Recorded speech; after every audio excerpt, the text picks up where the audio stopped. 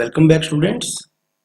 आज हम class 12th mathematics का नया चैप्टर स्टार्ट करेंगे जिसका नाम है vectors.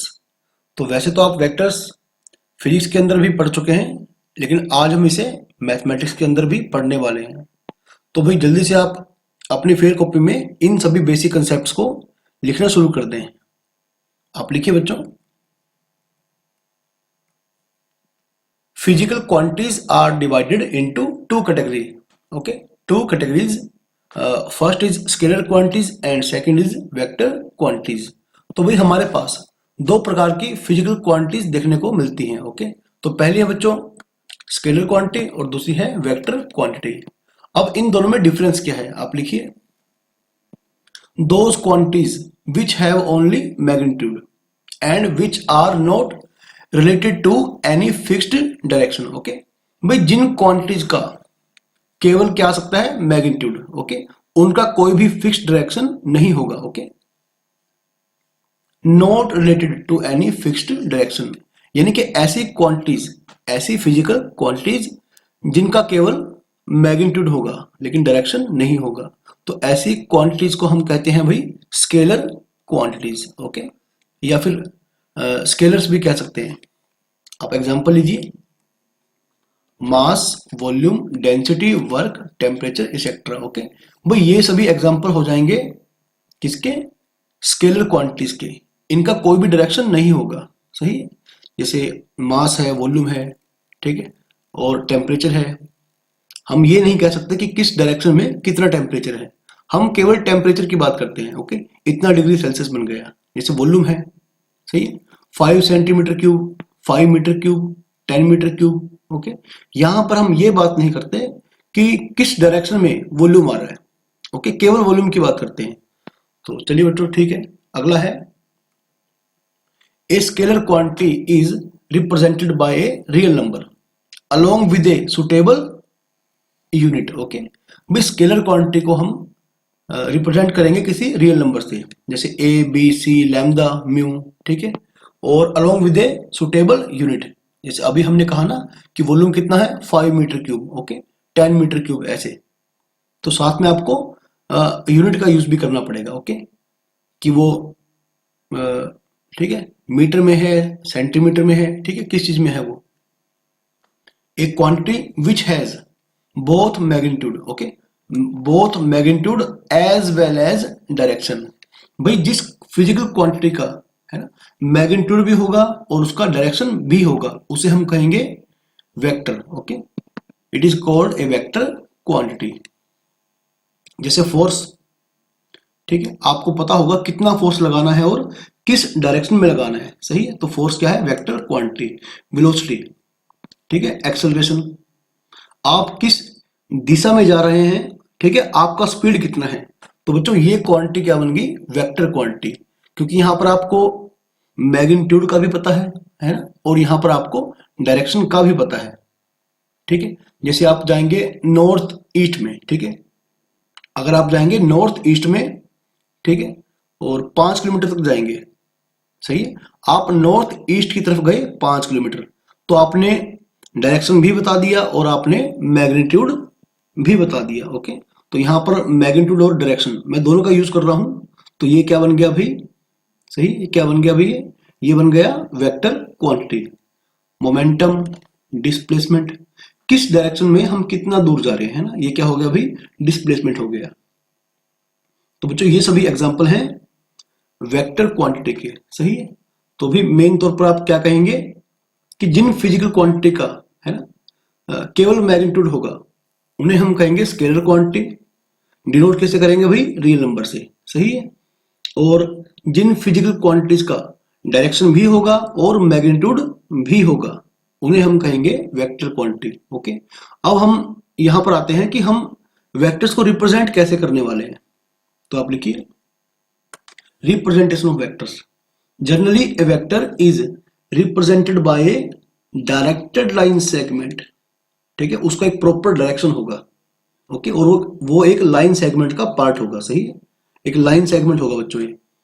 A portion of a, okay, that means a portion of a straight line between 2 points if we are able to distinguish, ठीक है, या differentiate these points as initial points and initial point and terminal point। भाई जैसा कि आप यहां पर देख पा रहे हैं कि हम किसी वेक्टर को, ठीक है, एक डायरेक्टेड लाइन सेगमेंट के थ्रू रिप्रेजेंट करने वाले हैं। जैसे यहां पर देखिए बच्चों, यहां पर ए से बी तक, ठीक है, यहां पर आप ऐसे एरो मार्क कर देंगे, सही है, ए से लेकर बी तक, ठीक है। वेक्टर कहां से कहां तक जा रहा है, ए से लेकर बी तक, ए से बी तक के डायरेक्शन में जा रहा है, ठीक है, इस डायरेक्शन में जा रहा है। तो इसे हम कहेंगे इनिशियल पॉइंट और इसे हम कहेंगे भाई टर्मिनल पॉइंट, सही है। जहां से वेक्टर शुरू हुआ वो क्या होगा, इनिशियल पॉइंट, और जहां पर वेक्टर खत्म हो जाएगा उसे कहेंगे टर्मिनल पॉइंट। ओके, तो भाई यहां पर आप ये देखें, जैसे मैंने यहां पर आपको एग्जांपल दिया, यहां पर ए को क्या कहेंगे इनिशियल पॉइंट और बी को क्या कहेंगे टर्मिनल पॉइंट। ओके, तो डायरेक्शन क्या है, ए से बी की तरफ। ओके, ए से बी की तरफ, फ्रॉम ए टू बी, ठीक है। इसे हम क्या कहेंगे भाई, इसे हम कहेंगे वेक्टर, ठीक है, वेक्टर ए बी, मतलब from A to B, from A to B, सही है। तो आप समझ जाना कि यहां पर जो ए है इनिशियल पॉइंट है और बी क्या है टर्मिनल पॉइंट। और जो इस वेक्टर का लेंथ होगा बच्चों, ए बी वेक्टर का जो लेंथ होगा इसे हम डिनोट करेंगे, ठीक है, इसे मैग्नीट्यूड से, या फिर इसे कहेंगे modulus of vector a vector या वेक्टर ए की बात है, ठीक है। ए बी वेक्टर के ऊपर हम क्या करेंगे, ऐसे बार लगा देंगे मॉडुलस के नाम का, ठीक है। तो ये होता है भाई मैग्नीट्यूड ऑफ ए वेक्टर, जो उसकी लंबाई को दिखाएगा। यानी कि सिंपली आप ए बी से भी डिनोट कर सकते हैं, सही है। तो एक एग्जांपल और ले लें आप, मान लो इनिशियल पॉइंट है P और टर्मिनल पॉइंट है Q, सही है। अब P Q वेक्टर को आप किसी, ठीक है, जैसे मैंने यहां पर नोटेशन यूज किया वेक्टर B का, ठीक है, P Q वेक्टर को आप वेक्टर B से डिनोट कर सकते हैं। तो ये क्या बन जाएगा भाई, P Q vector is equal to B vector, सही है। और अगर मुझे इसका लेंथ बताना हो, मतलब मैग्नीट्यूड, तो इसके ऊपर मैं बार लगा दूंगा ऐसे, सही है, magnitude of vector P Q, यानी कि वेक्टर बी का मैग्नीट्यूड, यानी कि पी क्यू। ओके, चलिए अब बच्चों आप ध्यान दें, vector A B and vector B A have same length, इनका लेंथ तो सेम होगा ए बी, लेकिन डायरेक्शन क्या है, अपोजिट। डायरेक्शन क्या है भाई, अपोजिट। आप ये देखिए, ये ए है, ये बी है ना, फ्रॉम ए टू बी, यहां सेंस क्या निकलता है, फ्रॉम ए टू बी। लेकिन अब आप ये देखिए, ये क्या हुआ भाई, फ्रॉम बी टू ए, है ना, ये क्या है फ्रॉम ए टू बी, और ये क्या है फ्रॉम बी टू ए। अब यहां पर जो लेंथ है बच्चों वो तो ए बी है, यानी इन दोनों वेक्टर्स का जो मैग्नीट्यूड है वो तो सेम है, लेकिन डायरेक्शन क्या है, अपोजिट। वेक्टर ए बी में इनिशियल पॉइंट है ए और टर्मिनल पॉइंट है बी, जबकि वेक्टर बी ए में इनिशियल पॉइंट है बी एंड टर्मिनल पॉइंट क्या है भाई ए। ओके, चलिए अब इसके बाद हम बात करते हैं, every vector has 3 characteristic. Okay, हर एक वेक्टर की 3 विशेषताएं होंगी। कौन कौन सी, उसका लेंथ कितना है, उसका सपोर्ट क्या है, उसका सेंस क्या है। Okay, length, support and sense. चलिए लिखिए बच्चों, आप इन्हें लिखते चलें। सबसे पहले आता है भाई लेंथ, ठीक है, length of vector A B, ठीक है, इसे हम बोलेंगे क्या, वेक्टर ए बी या ए बी वेक्टर। तो वेक्टर ए बी आप समझ जाना कि इनिशियल पॉइंट ए है और टर्मिनल पॉइंट क्या है बी। अच्छा बच्चों, कई बार जैसे ऊपर एरो लगा है ना फ्रॉम ए टू बी, तो यहां पर सिंपली आपको ये भी मिल सकता है। ओके, बजाय एरो के ना सिंपल आपको ऊपर एक लाइन दिखाई देगी बस, इसका मतलब भी बच्चों सेम ही होगा। कई की बुक्स में ऐसे गिवन है, ठीक है, लेकिन अधिकतर बुक्स में इस तरह गिवन है। चलिए, length of vector A B is the distance between initial point, ठीक है, distance between initial point and terminal point. तो वेक्टर ए बी का जो लेंथ होगा बच्चों, जो इसका मैग्नीट्यूड होगा, है ना, वो क्या होगा भाई, इनिशियल पॉइंट से टर्मिनल पॉइंट तक की दूरी। और हम इसे डिनोट कैसे करेंगे, वेक्टर ए बी का मैग्नीट्यूड या फिर सिंपली बाय ए बी, सही है। सपोर्ट, भाई किसी वेक्टर का सपोर्ट क्या होगा, ओके, स्पोर्ट से क्या सेंस निकालते हैं हम? Sport is the unlimited line of which directed line is a portion. ठीक है भाई, जैसे आप यहां फिगर में देख पा रहे हैं, अब जो वेक्टर ए बी है ये इनफाइनाइट लाइन कौन सी लाइन? एल, इसका एक पोर्शन है ना। तो इस वेक्टर ए बी का जो लाइन ऑफ सपोर्ट होगा वो होगा एल, सही है। यानी जिस लाइन के अलोंग ये वेक्टर लाई करेगा, सही है। मान लो एक पी पॉइंट है, एक क्यू पॉइंट है ना। तो ये क्या है? Vector P Q. लेकिन ये वेक्टर पी क्यू जिस लाइन के अलोंग लाई कर रहा है, जैसे मान लो ये लाइन कौन सी है, इसे आप, ठीक है, एम बोल दें।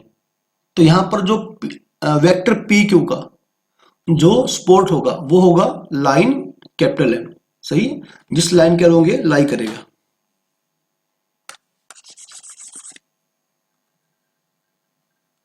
तीसरा है बच्चों सेंस। भाई सेंस का सीधा सा मतलब है डायरेक्शन, कहां से कहां तक जा रहा है।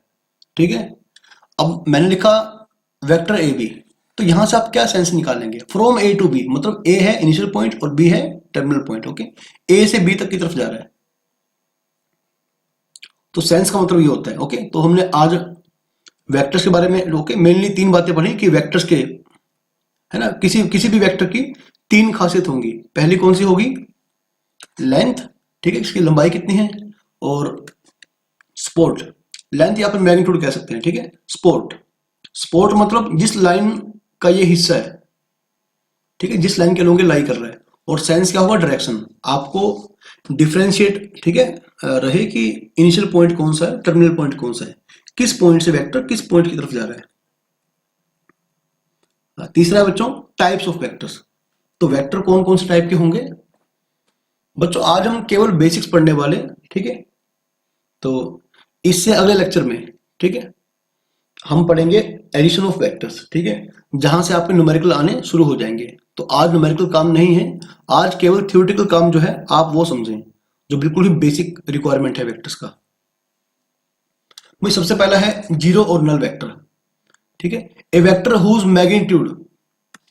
मैग्नीट्यूड इज जीरो, जिस वेक्टर का मैग्नीट्यूड क्या होगा? जीरो, उसे मैं जीरो या नल वेक्टर कहूंगा। And it is denoted by O vector, ठीक है, ओ या जीरो वेक्टर कह सकते हैं। भाई ध्यान रखें, ये जीरो, ये क्या है? स्केलर। और जबकि ये जीरो वेक्टर क्या है? ये वेक्टर क्वांटिटी है बच्चों, सही है। देखो अगर हम सिंपल जीरो लिखेंगे, ठीक है, हम लिखेंगे सिंपल जीरो, तो इसका मतलब है दो स्केलर नंबर्स का, ठीक है, दो स्केलर नंबर्स का जो रिजल्ट आ रहा है वो जीरो आ रहा है, सही है। और अगर हम यूज करते हैं जीरो वेक्टर, ठीक है, तो दो वेक्टर क्वांटिटीज को सिंप्लीफाई करने के बाद आ रहा है जीरो वेक्टर। तो आपको ध्यान रहे कि हमें सिंपल जीरो कब मिलेगा और जीरो वेक्टर कब मिलेगा। आगे है भाई यूनिट वेक्टर। यूनिट मतलब 1, एक ऐसा वेक्टर जिसका मैग्नीट्यूड क्या होगा? 1, सही है। Whose magnitude is equal to 1। Generally a unit vector is denoted by a cap. देखो बच्चों हम क्या करेंगे, किसी भी वेक्टर को, ठीक है, किसी भी वेक्टर ए को अगर हम उसके मैग्नीट्यूड से डिवाइड कर देंगे तो उसका जो लंबाई है बच्चों 1 बन जाएगा, ठीक है। तो इस यूनिट वेक्टर को हम डिनोट किससे करेंगे? ए के ऊपर कैप लगा देंगे, सही है। देखो ये है सिंपल ए वेक्टर, ठीक है, और अगर ए के ऊपर हमने कैप लगा दिया तो यहां से सेंस निकलता है कि इसका जो मैग्नीट्यूड है वो 1 के इक्वल होगा, ठीक है। तो जब भी आप किसी भी वेक्टर के ऊपर कैप लगा देखेंगे, जैसे बी कैप, सी कैप, तो समझ जाना कि ये सारे यूनिट वेक्टर्स हैं और इनका मैग्नीट्यूड क्या है? 1 के इक्वल है। आगे लिखिए बच्चों इक्वल वेक्टर्स। भाई दो वेक्टर्स इक्वल कब बन जाएंगे? पहली बात, देखो वेक्टर्स में 3 बातें थी ना, कौन कौन सी भाई? लेंथ, सपोर्ट एंड सेंस, मतलब डायरेक्शन। यदि दो वेक्टर्स की तीनों बातें मैच कर जाएंगी मतलब उनका क्या होगा भाई? सेम लेंथ होगा, सेम और पैरेलल सपोर्ट, ओके, और सेंस भी क्या होगा? Same, okay.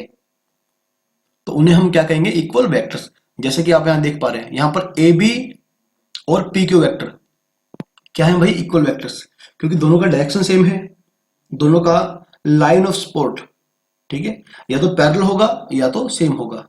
यहां पर पैरेलल है और लंबाई भी क्या है इनकी सेम। ओके, तो क्या होगा भाई, दोनों वेक्टर्स कैसे हैं, इक्वल वेक्टर्स। इसके बाद बच्चों आप लिखेंगे को इनिशियल वेक्टर्स। भाई नाम से ही क्लियर हो गया, वो सभी वेक्टर्स जिनका इनिशियल पॉइंट क्या होगा, फिक्स्ड, उन्हें हम क्या कहेंगे, को इनिशियल वेक्टर्स। आप एग्जांपल देख लें भाई, ओ ए, ओ बी, ओ सी, जैसे मान लो आपने ओरिजिन फिक्स कर दिया। यहां पर देखो ओरिजिन तो फिक्स पॉइंट होगा ना, यहां पर ए पॉइंट है, यहां पर बी पॉइंट है, यहां पर सी पॉइंट है। ये क्या बन गया, ओ ए वेक्टर, ये क्या बन गया, ओ बी वेक्टर, ये क्या बन गया, ओ सी वेक्टर, है ना। अब इन सब का जो इनिशियल पॉइंट है वो क्या है, ओरिजिन। मतलब ओ यहां पर ना आमतौर पर ओरिजिन को रिप्रेजेंट करता है बच्चों, ठीक है। यहां पर ओ जो है ना वो ओरिजिन को रिप्रेजेंट करेगा। तो इन सभी वेक्टर्स को हम कहेंगे भाई को इनिशियल वेक्टर्स। आगे लिखिए बच्चों आप, लाइक एंड अनलाइक वेक्टर्स। भाई लाइक वेक्टर्स क्या होंगे, two vectors are said to be like if they have same direction, ठीक है। Unlike if they have opposite direction, ठीक है। भाई देखो आपको मैं एग्जांपल देता हूं, आप थोड़ा ध्यान देना मेरी बात पे। सपोज ये ए बी है,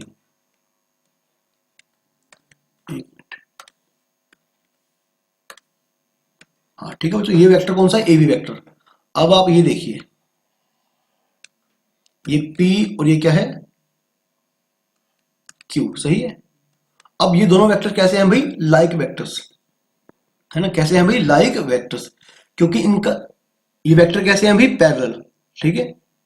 ये वेक्टर कैसे हैं, पैरेलल, ठीक है। देखो पैरेलल वेक्टर दो टाइप के होते हैं, एक तो लाइक, दूसरा अनलाइक, ठीक है।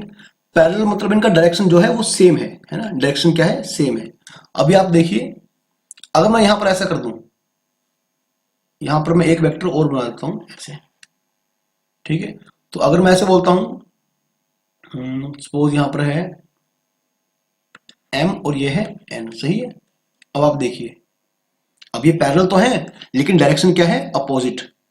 तो ए बी, है ना, ए बी और पी क्यू कैसे वेक्टर हैं भाई, like vectors. A B and N M, M N नहीं एन एम, ये वेक्टर कैसे हैं, अनलाइक, ठीक है। इनका डायरेक्शन क्या है भाई, अपोजिट। चलिए आई थिंक आपको क्लियर हो गया होगा। अब यहां पर नोट लिखिए बच्चों, equal vectors are always like. भाई जो वेक्टर बराबर होंगे, है ना, तो अकॉर्डिंग टू डेफिनेशन वो क्या होंगे भाई, लाइक तो होंगे ही। But like vectors may not be equal. देखो अभी मैंने आपको एग्जांपल दिया, है ना। सपोज ये है ए वेक्टर और ये है बी वेक्टर, सही है। अब बच्चों यहां पर क्या है, दोनों लाइक तो हैं, है ना, दोनों लाइक तो हैं, लेकिन इनका लेंथ कहां इक्वल है, ठीक है। इनका मैग्नीट्यूड क्या है, डिफरेंट, लेकिन डायरेक्शन तो सेम है ना, तो कैसे बन गए, लाइक, ठीक है। ये लाइक तो है लेकिन इक्वल नहीं है। चलिए बच्चों अगला आप लिखेंगे कोलिनियर वेक्टर्स, ठीक है। दो या दो से ज्यादा वेक्टर्स को मैं कहूंगा collinear if they are parallel to the same straight line, ठीक है। देखो जैसे कोलिनियर पॉइंट्स, ऐसा नहीं है कि लाइन एक ही सीध में होंगे, ठीक है। टू डायमेंशन ज्योमेट्री में थोड़ा सा फर्क है कि अगर आप देखेंगे कि लाइन पॉइंट्स एक ही सीध में हैं तो हम उन्हें क्या बोलते हैं, कहीं हम उन्हें कहते हैं कोलिनियर पॉइंट्स, ओके। अगर एक ही लाइन के ऊपर लाई करते हैं, लेकिन वेक्टर्स में थोड़ा सा डिफरेंट मतलब है इसका। अगर वो, ठीक है, सेम स्ट्रेट लाइन के पैरेलल होंगे तब भी वो क्या बन जाएंगे, collinear vectors, okay, irrespective of their magnitude and direction. सही है भाई, डायरेक्शन अपोजिट भी इनका हो सकता है, बस पैरेलल हो, उन्हें हम क्या कहेंगे, कोलिनियर वेक्टर्स, ओके। जैसे ये है, एक ए वेक्टर है और एक बी वेक्टर सेट, सही है। अब ए वेक्टर और बी वेक्टर का भाई मैग्नीट्यूड कुछ भी हो, मैग्नीट्यूड से फर्क नहीं पड़ेगा, ठीक है। डायरेक्शन कुछ भी हो, लेकिन ये सेम लाइन के क्या है, पैरेलल, है ना। ये दोनों किसी सेम लाइन के पैरेलल बन सकते हैं, ओके। तो ऐसे में हम इन्हें क्या कहेंगे, कोलिनियर वेक्टर्स, सही है। चलिए ठीक है बच्चों, भाई आप इन्हें नोट डाउन करते रहें। अगला है बच्चों कोप्लेनर वेक्टर्स। कोप्लेनर मतलब एक ही प्लेन के अंदर जो वेक्टर होंगे, सही है, और या फिर parallel to the same plane, उन्हें हम कहेंगे भाई कोप्लेनर वेक्टर। सही है, देखो जैसे ये हो गया, मान लो मेरे पास एक प्लेन है, ओके, अगर मान लो इस प्लेन के अंदर एक वेक्टर ये है, एक वेक्टर ये है, और ठीक है एक वेक्टर, चलो ऐसे बना लो आप, तो ये सारे वेक्टर एक ही प्लेन के अंदर हैं, तो हम इन्हें क्या कहेंगे, कोप्लेनर वेक्टर्स। अगर एक प्लेन के अंदर ना भी हों, अगर ये सेम प्लेन के पैरेलल हों, तब भी हम इन्हें क्या कहेंगे भाई, कोप्लेनर वेक्टर्स। सही है, तो 2 डायमेंशन से थोड़ा सा ठीक है फर्क होता है 3 डायमेंशन में, 3D ज्योमेट्री में। चलिए ठीक है बच्चों, 8वां पॉइंट आप देखें, localised vector, a vector whose fixed initial point, है ना, a vector having fixed initial point is called a अरे लोकलाइज्ड, लोकल वेक्टर गलत लिख दिया, लोकलाइज्ड वेक्टर अब सही है। ठीक है भाई, जिन वेक्टर्स का इनिशियल पॉइंट फिक्स होगा, है ना, उसे क्या कहेंगे भाई, हम कहेंगे लोकलाइज्ड वेक्टर। ओके, क्या कहेंगे भाई, लोकलाइज्ड वेक्टर। जैसे फोर्स कैसा वेक्टर है भाई, लोकलाइज्ड वेक्टर। ठीक है, जिस पॉइंट के ऊपर आप फोर्स लगा रहे हैं, ठीक है, उसको आपको फिक्स करना पड़ेगा। चलिए भाई आगे लिखिए आप, फ्री वेक्टर, भाई जिस वेक्टर को मैं फ्रीली मूव कर सकूं, है ना, सेम डायरेक्शन में और सेम लेंथ के साथ, उसे कहेंगे फ्री वेक्टर। आप लिखिए, free vector whose initial points are not fixed are called, ठीक है, initial points are not fixed are called free vectors. A free vector can be represented by any of the directed line segment whose length are equal and are in the same direction. Length are equal and are in the same direction भी मतलब क्या हुआ बच्चों, आप ये देखें कि मान लो मेरे पास है ना, ये कौन सा वेक्टर है भाई, ए वेक्टर है। सही है, अगर मैं इसे सेम डायरेक्शन में सेम लेंथ के साथ, है ना, कहीं भी मूव कर दूं, तब भी ये क्या रहेगा भाई, ए वेक्टर रहेगा, चाहे मैं थोड़ा आगे कर दूं, थोड़ा पीछे कर दूं, थोड़ा ऊपर कर दूं, थोड़ा नीचे कर दूं। ठीक है, बस ध्यान रहे ये सभी वेक्टर कैसे हैं बच्चों, ए वेक्टर हैं। ठीक है, इनका डायरेक्शन क्या होना चाहिए, सेम और सेम लेंथ के साथ। ठीक है, सेम लेंथ और सेम डायरेक्शन के साथ अगर मैं वेक्टर को, ठीक है, ऐसे कहीं भी रख दूं, उठा के रख दूं, तब भी ये क्या बनेगा, ए वेक्टर बनेगा। नेक्स्ट है भाई negative of a vector B vector whose modulus is same, मतलब लेंथ तो होगा सेम, सही है, लेंथ क्या होगा, same, but whose direction is opposite of a vector is called negative of a vector या वेक्टर ए। ठीक है, ए वेक्टर कहीं वेक्टर ए कहीं भी, बात तो एक ही है, is written as negative of a vector. भैया आप ये देखें कि मान लो ये है भाई ए वेक्टर, सही है, ओके, ये है ए वेक्टर, अगर मैं इसका डायरेक्शन क्या कर दूं, अपोजिट कर दूं, बच्चों लेंथ क्या है इसका, अब थोड़ा आप समझना इस बात को, अगर मैं लेंथ रखूं सेम लेकिन डायरेक्शन कर दूं अपोजिट, ठीक है, डायरेक्शन सेम तो है लेकिन कैसा है, अपोजिट, लेंथ वही है, तो ये क्या बन जाएगा, इस वाले पहले वाले वेक्टर का नेगेटिव वेक्टर। सही है, तो मतलब क्या हुआ कि ए बी वेक्टर को, है ना, मैं लिख सकता हूं माइनस बी ए वेक्टर। सही है, वेक्टर बी ए, क्योंकि यहां पर दोनों का जो लेंथ है वो तो ए बी आएगा, है ना, लेकिन यहां पर इनिशियल और टर्मिनल पॉइंट आपस में क्या कर दिए मैंने, इंटरचेंज कर दिए। सही है, एक आ रहा है ए से बी की तरफ, दूसरा वेक्टर जा रहा है बी से ए की तरफ। तो आई थिंक आपको समझ में आ रहे होंगे बच्चों, आप इन्हें नोट डाउन करते रहें, और आज केवल हम थ्योरी पढ़ने वाले हैं बस। ठीक है, पोजीशन वेक्टर, ठीक है, यहां से थोड़ा सा अच्छा काम आना स्टार्ट हो जाएगा। The vector O A which represents the position of the point A with respect to a fixed point. भाई ठीक है, ऐसा वेक्टर जो किसी पॉइंट की पोजीशन को रिप्रेजेंट करेगा with respect to a fix point, और यहां पर जो फिक्स पॉइंट हम हर बार लेंगे वो लेंगे origin, is called position vector of the point ए। सही है, डिनोट किससे करेंगे भाई, ओ ए से।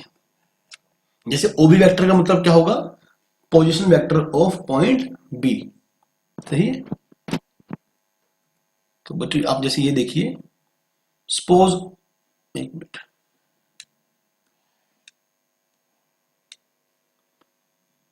मान लो ये है मेरा एक्स एक्सिस और ये है मेरा वाई एक्सिस और ये है मेरा भाई जेड एक्सिस, सही है। मान लो आपके पास यहाँ पर एक पॉइंट है, ठीक है, कैसा पॉइंट है भाई, सपोज आपके पास यहाँ पर पी पॉइंट है, ओके। अगर मैं इस पॉइंट को ओरिजिन से ऐसे, ठीक है, ऐसे मिला देता हूं, तो ये ओपी वेक्टर क्या बन जाएगा,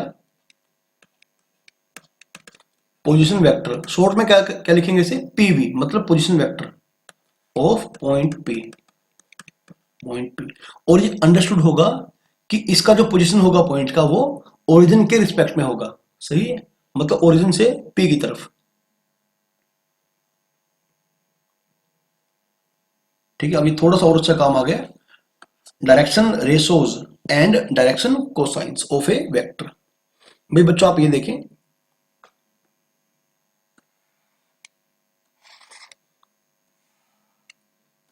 मान लो ये आपका है एक्स एक्सिस, बच्चों ये आपका है वाई एक्सिस और ये आपका है जेड एक्सिस, सही है। मान लो आपके पास स्पेस में एक पॉइंट है एबीसी, ठीक है, मान लो बच्चों आपके पास स्पेस में पॉइंट है एबीसी, तो इस पॉइंट का जो पोजीशन वेक्टर बनेगा वो बनेगा ओपी वेक्टर, सही है। भाई पी पॉइंट का ना जो क्या बनेगा पोजीशन वेक्टर, वो क्या बनेगा ओपी वेक्टर, ये बात तो सही है। अब अगर ये ओपी वेक्टर, सही है भाई, तो आपने क्या किया, सबसे पहले आपने क्या किया, आपने स्पेस में एक पॉइंट लिया है ना, फिर आपने उस पॉइंट का क्या निकाला, पोजीशन वेक्टर, और वो कब मिलेगा आपको, वो आपको उस पॉइंट को ओरिजिन से ज्वाइन करने के बाद मिलेगा, यानी कि ओपी वेक्टर आपको मिल जाएगा। अब अगर ये ओपी वेक्टर एक्स एक्सिस के साथ कितना एंगल बनाएगा, अल्फा, सही है। अगर ये ओपी वेक्टर वाई एक्सिस के साथ, सही है, कितना एंगल बनाएगा भाई, बीटा। अगर ये ओपी वेक्टर जेड एक्सिस के साथ कितना एंगल बनाएगा, गामा, सही है। कहने का मतलब क्या हुआ कि अगर एक आर वेक्टर, ठीक है, अच्छा यहां पर ओपी वेक्टर को मैंने रिप्रेजेंट किया भाई आर वेक्टर से, सही है। मैंने ओपी वेक्टर को यानी कि position vector of point P को किससे रिप्रेजेंट किया भाई, आर वेक्टर से। और अगर ये आर वेक्टर यानी कि ओपी वेक्टर एक्स एक्सिस के साथ एंगल बनाएगा अल्फा, वाई एक्सिस के साथ एंगल बनाएगा बीटा और जेड एक्सिस के साथ एंगल बनाएगा गामा, ठीक है। तो ऐसे में जो मेरे अल्फा बीटा गामा होंगे ये क्या होंगे भाई, डायरेक्शन एंगल्स, क्या होंगे भाई, डायरेक्शन एंगल्स, और cos alpha, cos beta, cos gamma, इन्हें मैं क्या कहूंगा भाई, direction cosines of R vector, सही है, direction cosines of R vector, ठीक है। तो यूजुअली हम इन्हें डिनोट करेंगे भाई एल एम एन से, ठीक है। एल क्या होगा कोस अल्फा, एम क्या होगा कोस बीटा, एन क्या होगा कोस गामा, सही है। अच्छा अगली बात, डायरेक्शन रेशोज क्या होंगे, the numbers ABC which are proportional to the direction cosine of a given vector are known as direction ratios। भाई वो नंबर्स, वो तीन नंबर्स जो डायरेक्शन कोसाइन के कैसे होंगे भाई, प्रोपोर्शनल होंगे, है ना। मतलब इसका कहने का मतलब हुआ कि अगर मेरे पास एक वेक्टर के डायरेक्शन कोसाइन क्या हुए एल एम एन, है ना, तो एबीसी डायरेक्शन रेशोज कब बन जाएंगे, अगर, ठीक है, if they are proportional to L M N, मतलब L by A M by B is equal to N by C, सही है। अच्छा इन जनरल, ठीक है, इन जनरल, कभी एक आधी बार नहीं, हमेशा की बात कर रहा हूं मैं, इन जनरल अगर मैं स्क्वायरिंग एडिंग करूंगा किसको, डायरेक्शन कोसाइंस को, तो इनका सम आएगा 1, सही है। लेकिन जरूरी नहीं है कि डायरेक्शन रेशोज का स्क्वायर करने पे और ऐड करने पे क्या मिलेगा 1, कभी कभी तो ऐसा हो सकता है लेकिन हर बार नहीं, ओके। मैं बात कर रहा हूं इन जनरल, ठीक है भाई। तो यदि आप इसका प्रूफ की बात करेंगे तो आप इसे यूं समझ सकते हैं, चलो बच्चों एक बार आप फिर से देख लें, एक्स वाई एंड जेड, सही है। ये लो, तो बच्चों मान लो आपके पास एक पॉइंट है स्पेस में एबीसी, सही है। तो आप थोड़ा समझना इसे एक बार,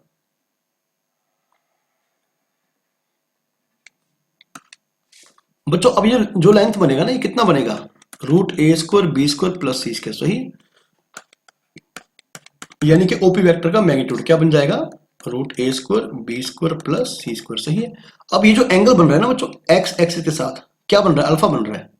और यदि यहां से आप परपेंडिकुलर ड्रॉ करेंगे तो इसका जो बेस होगा ना, इसे आप क्या कह दें भाई, इसे आप ए कह दें, चलो ठीक है।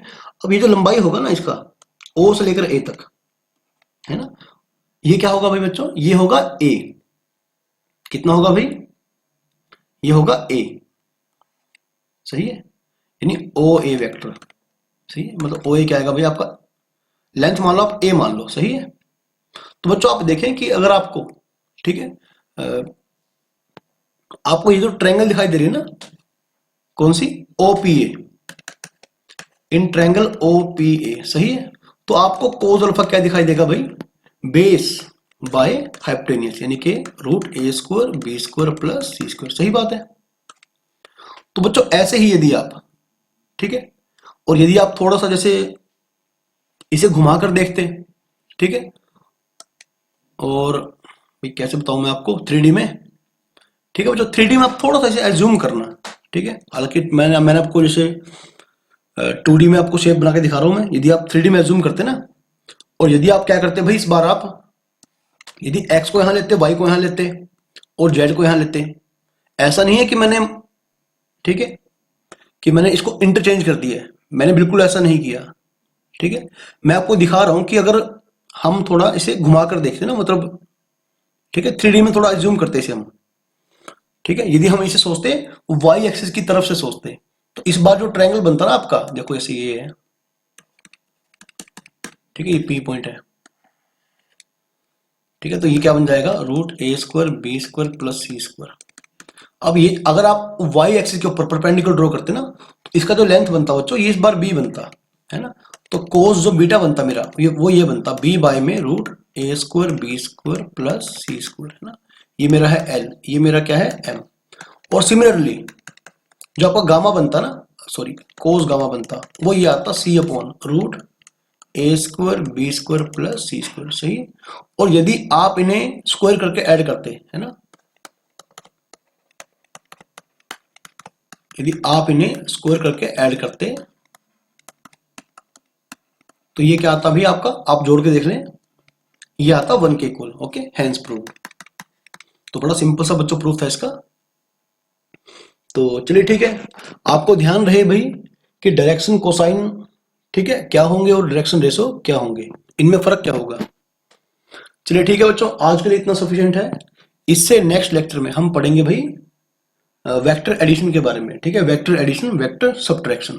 ठीक है, तब तक आप इन बेसिक कंसेप्ट्स को अच्छे से याद कर लें।